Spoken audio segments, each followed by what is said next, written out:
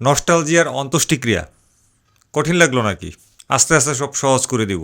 তার আগে ঈদ মোবারক, পবিত্র ঈদুল ফিতরের শুভেচ্ছা জানাচ্ছি মুসলিম উম্মাহকে। তবে সেই বিশেষ যে একটা শ্রেণী আছে তাদেরকে বাদ দিয়ে বিশেষ শ্রেণীকে সবসময় বিশেষ শ্রেণী হিসাবে দূরে সরিয়ে রাখি। আমার পুরনো দর্শক, নিয়মিত দর্শক যারা আছেন তারা কিন্তু বুঝতে পারতেছেন যে বিশেষ শ্রেণীরা কারা নাকি।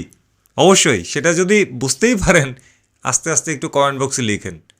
নতুন দর্শক যারা আছে তারা না হয় বুঝে নিবে ব্যাপারটা। তো বিশেষ শ্রেণীর কথা এই জায়গায় ধাক্কা দিয়ে সরিয়ে দিয়ে আমরা আসল কথাবার্তায় চলে যাই।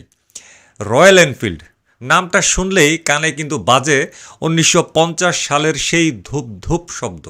চোখে ভাসে লাদাখের পাহাড় কিংবা মাইলের পর মাইল খালি হাইওয়ে।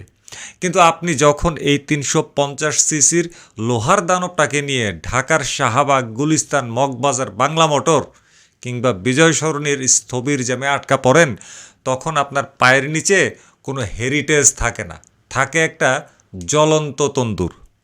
আজ আমরা নস্টালজিয়ার মুখোশ খুলে মেকানিক্যাল সার্জারি করব। দেখাবো কেন ঢাকার গ্রিডলক আপনার আভিজাত্যকে ভেতর থেকে পুড়িয়ে কয়লা করে দিচ্ছে।